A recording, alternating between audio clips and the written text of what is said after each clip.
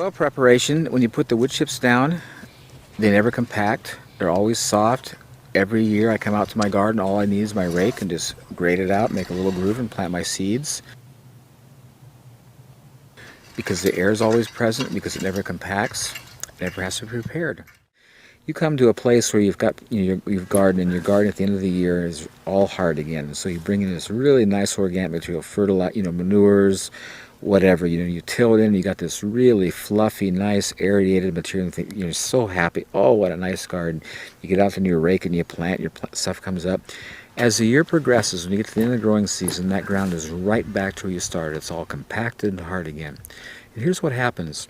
I use the example of a fire. To get a fire to go, you have to have three ingredients: ignition, fuel, and oxygen. In the soil, nitrogen is always present. That's the igniter. And when you bring in raw material, the fuel, and to get it there, air follows, it all burns up. You don't see smoke, but it all burns up. There's a number of different ways to use the material. If you take the raw grindings and mix it in with your soil, it'll rob all the nitrogen out of the soil to rot the wood or rot the material. So you don't really want to do that.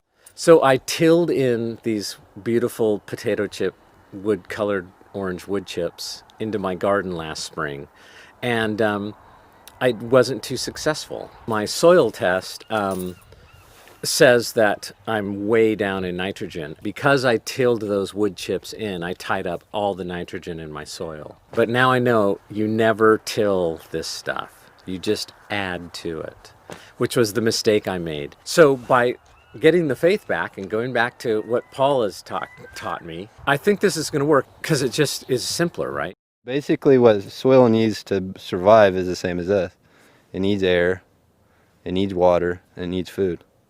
It's a basic principle for all life.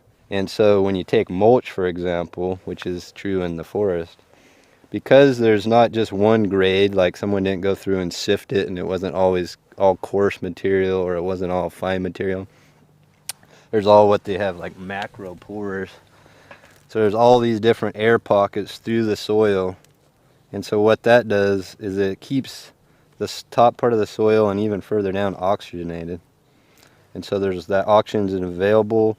The microbes and the earthworms come up into the soil, and then they can actually deal with that material and break it down. Normally when people think about mulch, they might think about what they call bark nuggets, which are just big chunks. It has to have different sizes of actual material. You have to have small grades, you got to have things like needles, you got to have things like chips. You can't have just one standardized size and expect that to do the same as what, I mean, if we look at what Paul's got here and I dig down, there's probably, I don't know how many different sizes of chips all the way down to what the finished product is, which is soil or organic material to the point where it's, I mean, that's what you're going for. Now, if I took and I multiplied this by a couple hundred times and that's what I was using, it would break down, but it would take a lot longer, and the ability right away for it to help out diminishes. I started off with alderwood chips, which are kind of big potato chip sized chunks of wood. This has been here a year, and it hasn't broken down yet. So I don't think this is what Paul's talking about. It would have taken too long to break down. And the other main thing that they're finding with a lot of different trees, grasses, plants, vegetables, compaction levels. A true healthy soil is not compacted, and when it does get compacted, it loses the oxygen, like those macropores we were talking about. And you get an area where it becomes what they call anaerobic, which means the oxygen level is too low for the microorganisms to live. We're dealing, as I said earlier, with compaction here on our farm, and certainly we're growing root crops to help alleviate that problem. What we're also doing is adding wood chips on top, knowing that they're going to break down slowly over time, create fines, and also work into this compacted soil. So it's kind of like a passive tilling almost that's occurring, which is a really exciting prospect to think that we don't need the heavy machinery or the heavy disturbance we can just keep adding and it'll work itself out. I have used the raw grindings, and there's a number of people that do this, is just keep it on the surface. You're basically sheet composting, and it's more of a mulch than an additive to your soil. I have a tendency to compost between 10 months and a year. The compost itself, once it's composted, and then it's the screen material, you can use that several different ways. You can plant straight in it, which is, there's a lot of people that do that, or you can just leave it on the surface as a mulch. Compost does a lot of wonderful things besides just nutrient benefits in your soil, worms and beneficial fungus that's in there. You'll just see the plants just love it.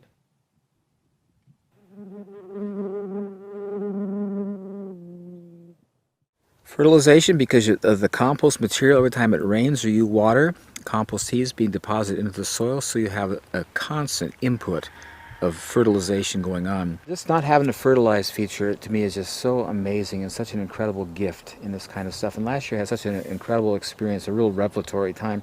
I had planted a row of spinach in the spring and it came up really nice and we enjoyed it.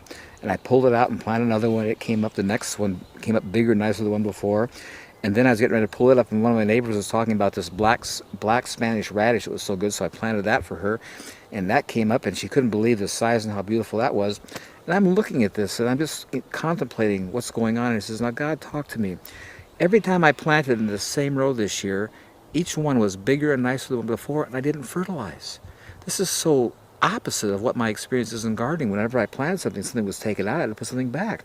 And here I'm putting nothing back, and each planting is bigger and nicer than the one before, you know. And I hear him say to me, it was so incredible, in Romans 1, he says, the invisible attributes of God are clearly seen by the things he's made, so that no one has any excuse not to know God. And so I just started taking it in and says, look, God, what invisible attribute are you showing me here? He took me to Philippians where it says, and my God shall supply all your need, not from his riches, but according to his riches in Christ Jesus. And what he's saying there is that when he gives, he makes no deduction. He makes no withdrawal. He is the same. And he says this compost is illustrating that quality of my character. It gives, and it gives, and it gives. And there's no withdrawal. There's no negative. It just continually gives. And that's who I am. These leaves are falling down, and the idea is they're feeding the soil back. So they're done. So at this state, the chlorophyll is going out of them because they're going dormant. They're going to drop these leaves that still have nutrients, and the reason they're changing color is that green chlorophyll is gone, the pigment. They drop down in, and they're feeding that soil, and they're mulching it by their own. I mean, we're not coming over here and taking the leaves off and mulching below them. And if we go over here, or we go out in the forest, they're doing the same thing. So, I mean, they've been developed over these eons to do it, and so, I mean, why question it? Obviously, that's what wants to happen. And when you go out, and someone might say, well, that's not true with grasses. You go out into a grass field, let's say the prairie of the Midwest, there was grasses that were over my head, but underneath it was mulch from the grass. You know what I mean? It wasn't just green living grass with nothing out. There was mulch, all those blades of grass that had broken down fed the grass. There's nobody that goes out there and fertilizes that.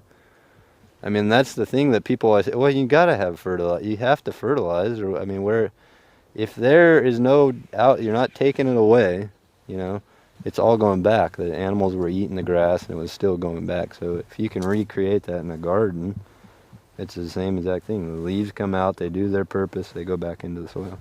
It's really simplistic, and sometimes the most simplistic things are what people don't like to accept as being the answer. Whenever you buy fertilizers, there'll be three numbers or three things that they're analyzing in the fertilizer. It's nitrogen, phosphorus, and potassium. Nitrogen is what gives the green, the good vigorous growth. The phosphorus is what creates the budding and the flowers and the fruit production. And the potassium is what gives hardiness and health and strength to resist disease. And all those things are important to be in the soil for the health of the plant. Chemical fertilizers, even though they have the numbers that say they're adequate in these features, do not have minerals, and so the plants that are growing without minerals don't have those in them, so they don't have the nutrient qualities that plants that grow in organic soil do. The minerals simply aren't there in the soil anymore, and so it'll take up what it can get, but it isn't there to be gotten, and so you end up with a fruit or a vegetable or whatever it is that simply isn't as nutritious as as it once was when we had more fertile soils. Just the sort of calcium, magnesium, potassium, iodine, those kinds of things, the things that aren't fertilized typically, as 30-40% reduction in what they were getting 50 years ago. That's pretty alarming, which is helps explain why food doesn't taste as good as it used to. It isn't as good as it used to. It's not as nutritious. I always go to that scripture where God says it's good for a man to bear the yoke in his youth. God's saying up front, if you're going to have anything of value, you've got to work for it. But he says if you do it the right way, you want to do it early on, do the work up front, and if you've done it right, over time, it'll produce for you. And this is what I think is so neat about the wood chips and God's way. You see, when they came with chemical fertilizers, they told the farmer, you can have this immediate lush growth now. And they were right. What they didn't tell you down the road using these chemical fertilizers, that every year you had to use more and more to get the same effect, and your ground eventually became sterile. When you use the organic approach up front, it's kind of a lot of work to bring in those wood chips because you got to cover the ground. It takes a lot of cover. But over time, what I found at my place is that you start having this incredible gain. Initially, you put a lot down, and you have to, in a few years, you got to put it back again. But I'm finding that each time I put a layer on, it's a lot longer before I have to do it again because I have this incredible base built. And it's like you have a foundation that's just growing, getting, better and better. So over time, you're getting a higher and higher yield with less and less input, which is how it should be, because you get older, you have less energy, and you want to get return for your effort, and that's God's way. That's how he is. I love that scripture in this. It says, do not despise the days of small beginnings. And I just encourage you to be patient. Nothing happens of any value quickly. Things that are of value take time. And the beauty of this process is that as time goes on, it just becomes more and more valuable. So, if you don't expect miracles at first, because it's going to take a little bit of time.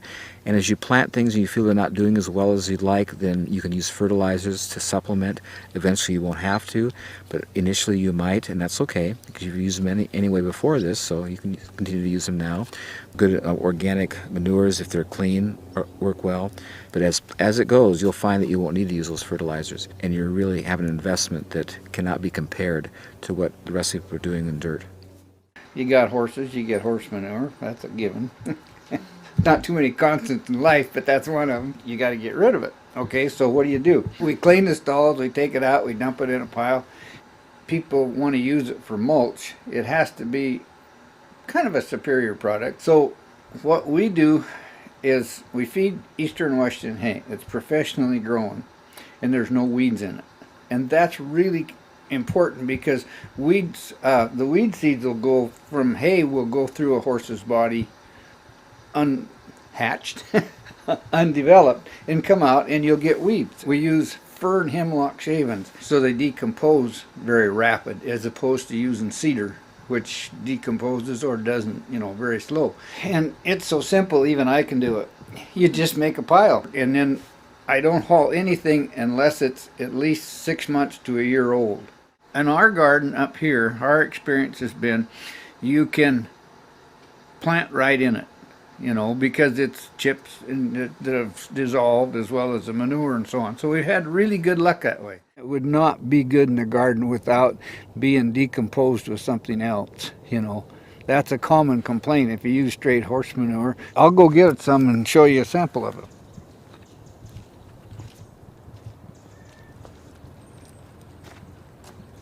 You can see how there's no manure in there. It's all decomposed, and this is gradually decomposing also the same way. And as you use it, you'll notice that each year the soil gets better, especially if you, like Paul was saying, where you put down a ground up wood chips type thing and then cover with it. It makes a sustainable program. It's a recyclable thing, and then of course the vegetables or the flowers or whatever you have grow. They die for winter. You put more on. It's a circle type thing. Yeah, and it makes you feel kind of good, because ecologically it's pretty darn sound, Our culture is so wasteful, and so most people think, well, get rid of this wood chip stuff, get rid of it. You cut stuff in your yard and stuff.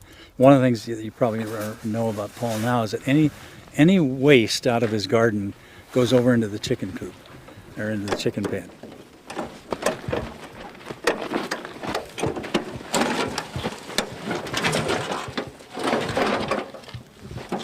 And then they eat it and munch it around and then poop. And then he brings that back over here and dresses the soil.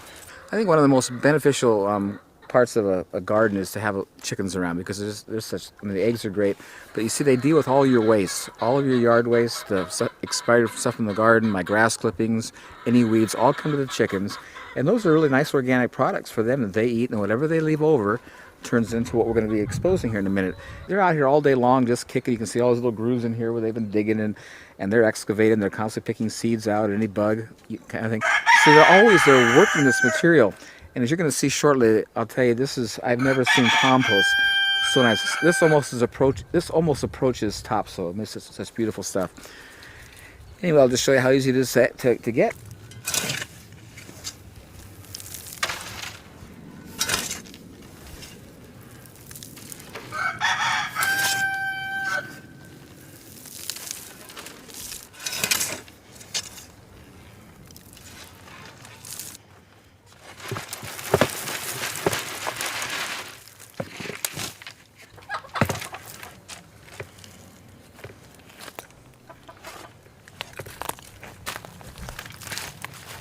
You can just see what beautiful stuff this is. I mean, look at this stuff. It just won't compact.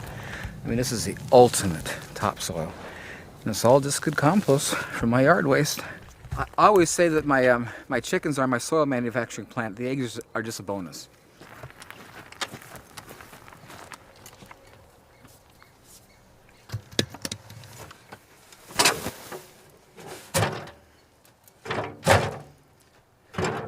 Look at this beautiful fine stuff.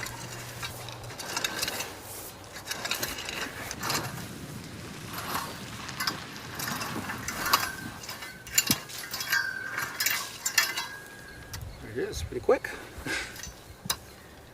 Somewhere down there's a soil, and that's good. You know, presumably the soil has been protected, and in the meantime it's been breaking down and getting a little bit richer with time. But this mulch that is on top is basically organic matter. And that's one of the things that we're losing out of our soils around the United States is organic matter. Organic matter is wonderful. It holds the moisture up there. It's like a sponge. It just holds it there and it just sits there. The plant can stick a little root hair in the water and it sucks it. It's just like a straw about this big around, you know, it just comes up real easy. And plus being in contact with that organic matter, it's got plenty of minerals, plenty of nutrients, lots of nitrogen and all that sort of thing. It's quite interesting. People always ask me, well, wonder what your soil's like if they tested this. I said, well, I've never tested it. I've already seen where I came from. It's getting so much better that I've just been really happy with my results.